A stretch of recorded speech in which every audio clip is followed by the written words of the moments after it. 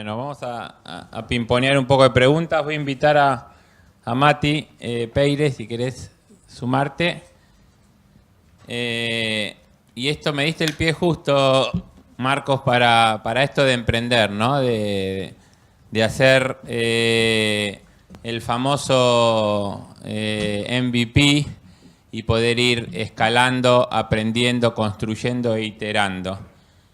Y si Baja me robó al orador acá, digamos, estaba previsto y Peire se pasó de panel, pero no se iba a lograr zafar de contar su historia como emprendedor.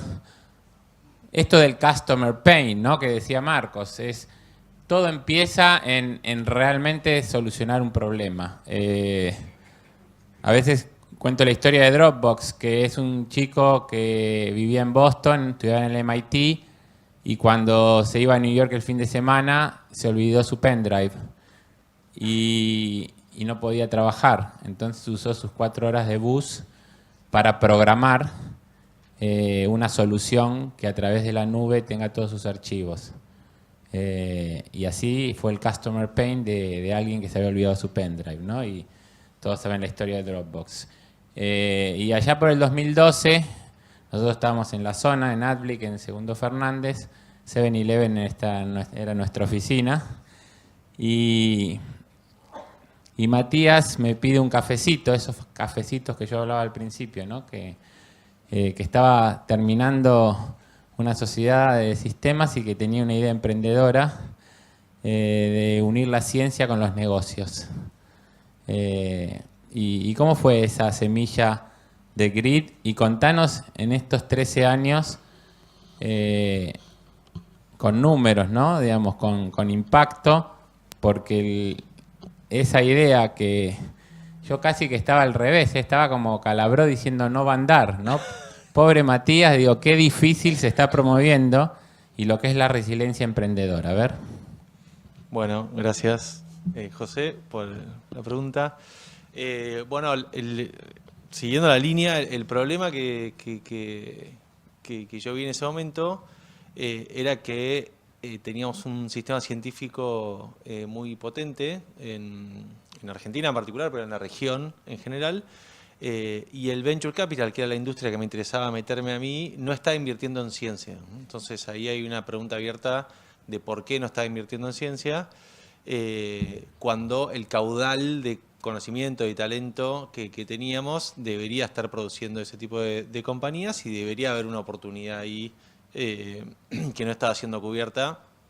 Entonces, con esa idea, con esa pregunta muy grande, me lancé a entender qué estaba pasando y si había una oportunidad concreta ahí. Fueron 3 años de entender esa pregunta. La primera respuesta que produjo empezar a pensar cómo solucionarlo fue que el Venture Capital no estaba invirtiendo en ciencia en América Latina porque no había empresas en las que invertir. Si bien teníamos y tenemos un sistema científico muy potente, no se producía de forma espontánea que esos científicos formularan sus propias compañías y pudieran construir una propuesta que sea invertible con lógicas de Venture Capital. Entonces la idea en ese momento fue, teníamos que ayudar a esos científicos a construir sus compañías y desarrollamos un modelo de company builder en donde había que no solamente ayudar al científico, sino había que complementarlo con perfiles de negocios. Eso fue todo un proceso de 3 años y fue un proceso donde empecé también a mapear qué oportunidades había en Argentina, concretamente, y a fines del 2016 logramos finalmente juntar el primer fondo de inversión para empezar a validar esa idea y a empezar a invertir en esos primeros proyectos que habían pasado por este proceso de company building.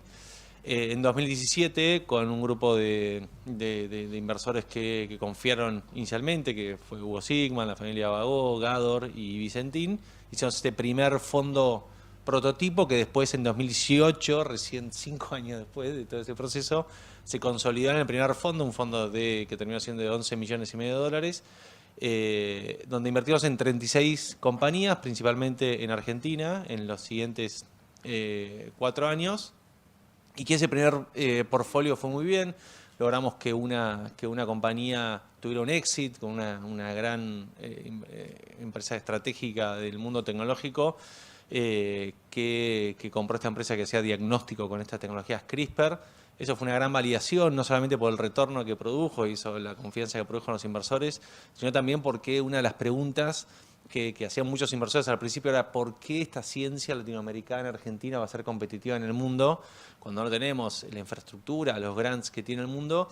Y nosotros sabíamos, porque había evidencia de que estos científicos estaban publicando en el mundo, que estaban haciendo intercambios, que muchos habían hecho sus doctorados, sus postdoctorados afuera y tenían que ser competitivos, y esa fue una de las primeras validaciones. Hoy ese primer portfolio tiene empresas que hoy conté algunas, Puna Bio, Stam, que es una empresa única en el mundo, Biflo, que también es una empresa única, pero tiene unas compañías que multiplicaron el valor de esa primera inversión en 7 veces.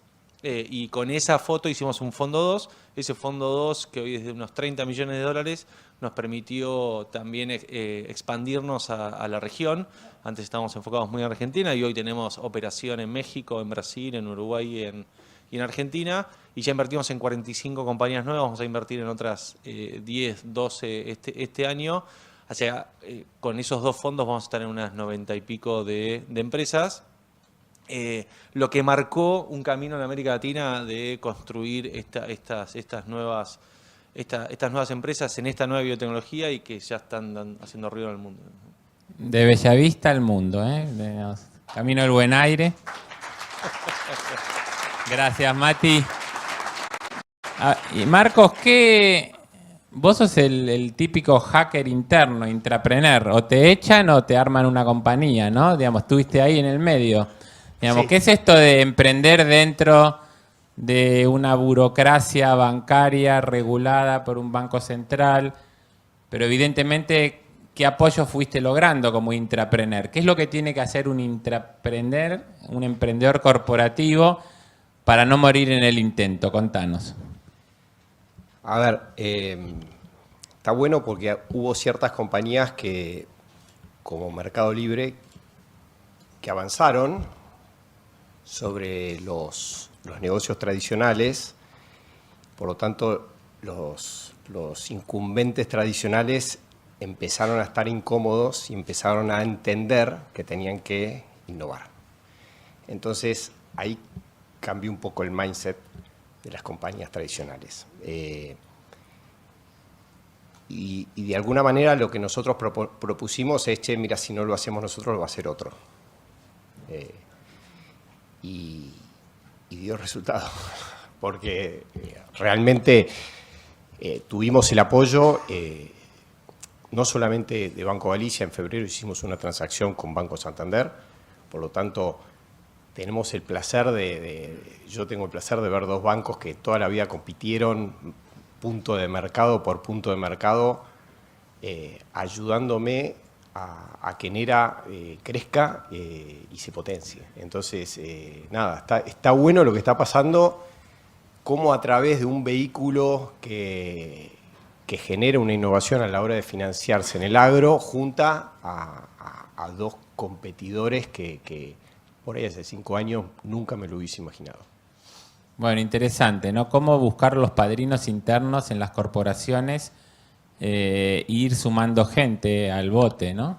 Porque seguramente si yo te hiciese la lista de gente que fuiste convenciendo en los pasillos y en los ascensores para que Nera nazca dentro de una corporación, serían más de 30, 40 personas de todos los sectores, ¿o no?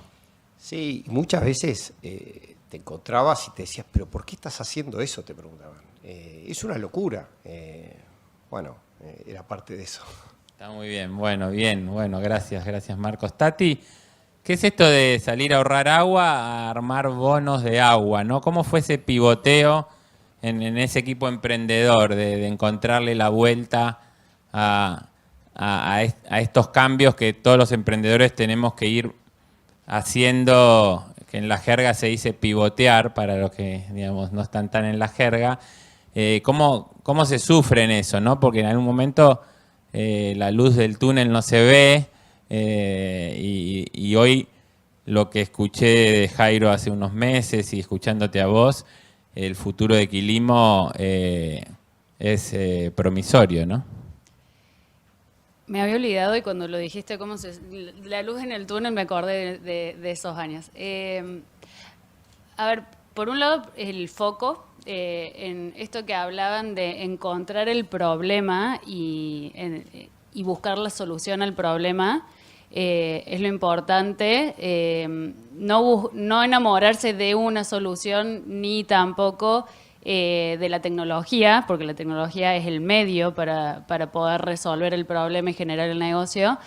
Y nosotros cuando desarrollamos la plataforma de inteligencia artificial, desde el primer productor que lo usó, nos dimos cuenta que usando esta plataforma sí o sí todos ahorraban agua, porque mejoraba ampliamente la manera y la precisión con la que podían regar en cada uno de los campos. Entonces, a partir de ahí nosotros nos empezamos a hacer la pregunta de ¿qué hacemos con los ahorros de agua que generan? Obviamente el agua queda en el campo, queda en la cuenca, no es que queríamos mover esa agua ni hacer nada físico, pero decíamos, tenemos un montón de productores en América Latina que están ahorrando agua, que están haciendo las cosas bien, o sea, hay que premiarlos, no hay que castigarlos por las cosas que hacen mal. Entonces, a partir de ahí es donde empezamos a tener casi año y medio de conversaciones con diferentes actores para poder encontrar la forma de cómo premiamos y cómo le pagamos a los productores por esa agua que ahorraban. Y ahí es donde ese año y medio fue el túnel oscuro y luego el año posterior, año y medio de validación, de decir, che, esto es un golpe de suerte. Nos compra Google, nos compra Amazon, nos compra Microsoft, nos compra Coca-Cola, pero ¿se puede hacer un negocio de esto? Es porque pareció divertida la solución, fue una vez. Bueno, hasta que logramos incorporar más empresas de más sectores y hasta que los clientes nos volvieron a comprar y ahí validamos que sí se podía hacer un modelo de negocio a partir de nuestra solución y ahí apareció la luz. Y nosotros en Adblick Olivos hace 15 años compramos los equipos de riego, ¿no? Y hoy Quilimo por ahorrar agua se los regala a los productores, ¿no? Llegamos un poco tarde. Así que, bueno, felicitaciones, increíble. Yo mencioné hoy en la apertura a Federico Trucco, el fundador, uno de los fundadores, el CEO hoy de Bioceres, una compañía líder que nos honró hace muchos años contándonos cosas que parecían, digamos, esotéricas, ¿no? Y hoy vemos compañías que producen, voy a hablar mal, mi hija me está mirando acá y científicamente no sé cómo decirlo, pero en una semilla de soja, algunas proteínas de cerdo para, digamos, cosas que en el 2014, 2015 Federico nos contaban. Rubén, en esto de tanta extensividad y tanta soja y tanto cultivo extensivo, todo esto que vos proponés, ¿te sentís muy solo? Qué pregunta. Creo que cada vez hay una realidad física que hace que sea, digamos, que esta necesidad de transicionar la forma de producir alimentos sea, te diría, una cuestión de productividad y de supervivencia. Entonces, más allá de esta, si querés, más allá del sombrero, si querés, más hippie, idealista de querer producir en armonía con el medio ambiente, hay otro sombrero que es el productivista y que dice, si no cambiamos la forma de producción, dentro de un tiempo no vamos a poder producir o va a ser mucho más riesgoso y los rindes van a bajar mucho y la rentabilidad del campo me va a bajar. Entonces creo que eso está siendo cada vez, por un lado, más reconocido por cómo cambiaron los patrones climáticos y por el otro también hay cada vez más evidencia científica de cómo estas nuevas prácticas no solo son por el bien del planeta, sino que acompañan a la productividad. Hay varios trabajos relativamente recientes, tendrán 5 años el más viejo, de grupo de científicos argentinos justamente, que son líderes mundiales en entender cómo la multiplicidad de polinizadores y cómo los corredores de biodiversidad aún mejoran la productividad de los paisajes, por ejemplo, y de cómo estos sistemas de multicultivos no es que y tener corredores de biodiversidad no es que te saca espacio para producir, sino que te mejora la productividad del terreno que vos usas para producir, cuando además con las tecnologías que tenemos hoy en día podemos identificar qué píxel del campo es productivo y cuál no. Entonces, me parece que cada vez, y con el desarrollo tecnológico y con el conocimiento científico, estamos, si querés, más acompañados del sombrero productivista, entendiendo que necesitamos hacer sí o sí esta transición. Bueno, gracias. ¿Qué hace un señor de Google sentado en el medio de todo esto? ¿Me podés explicar? Venís y decís que invertís 45 billones y que cortaron la inversión en el agro. Te traigo acá a Mati Peire para que haga y a Juan. ¿Cuándo viene el Venture Capital de Google para el agro? Como diría, si baja a la N. Bueno, a ver, déjame corregirme un poco, ¿no? Google tiene varios brazos de Venture Capital. Uno, el más conocido, Google Ventures, invirtió en muchísimas empresas de AgTech, muchas de ellas muy exitosas y otras no tanto. O sea, Farmers Business Network, no sé si la conocen, FBN, una compañía bestial de tamaño en Estados Unidos, es parte del portfolio de Google Ventures. De la misma manera, Granular, que en paz descanse, Bowery, que la mostré hoy, que en paz descanse. Pero bueno, es parte del negocio del Venture Capital. El mensaje tal vez que yo quería transmitir es como la prioridad y la batalla por la supervivencia de los mismos jugadores de tecnología es muy crítica en estos momentos. Toda la innovación y la inversión que les va a terminar llegando a ustedes y a todos los operadores de la industria va a ser a través de las startups. Entonces, es una excelente noticia que por ahí, para esta mesa o este auditorio, que Google haya dejado de invertir en Mineral. Porque ya no hay más frenemies, se dice. No hay colaboro con vos y sos mi cliente, pero después te pongo un competidor igual al lado y te termino comprando. Van a tener todas las startups, las que están ya en actividad y las que van a surgir en los próximos años, muchísima libertad de acción y no van a tener competencia de Big Tech. Y eso es una excelente noticia. Sumado a que lo que mencionaban otros chicos, hoy hacer una empresa de tecnología es extremadamente barato. O sea, lo que explica la caída de Globant, no necesitas tanto talento, explica también que tal vez se van a multiplicar las startups de base tecnológica para el agro y para todas las industrias. Entonces, de nuevo, en una visión tal vez más optimista, se viene un boost de productividad y adoptar esas startups, como conté en la charla, va a ser mucho más fácil que antes. Pues probablemente tengan una interfaz WhatsApp o ni siquiera tengan una pantalla. Entonces, bueno, es un poquito que hace una persona de Google sentado en esta mesa. ¿Sos feliz trabajando en Google? Sí. Tiene sus desafíos. Tiene sus desafíos. No todo es como en las películas. No todo como en las películas. Bueno, o sea, empezamos hablando hoy, todo tiene que ver con todo, ¿no? Diría Pancho Ibáñez. Hablamos de educación y de la calle, ¿no? Hablamos de cafecitos, hablamos de intrapreneurs y entrepreneurs. Bueno, acá tenemos ejemplos de emprendedores corporativos y de los otros, de emprendedores de nicho, de buscar la sustentabilidad y sostenibilidad de los sistemas, de unir la ciencia con el negocio, de disrumpir adentro para que no me disrumpan de afuera. Así que, bueno, la verdad que a todos los 5, felicitaciones. Gracias por habernos regalado su mirada y un gran aplauso.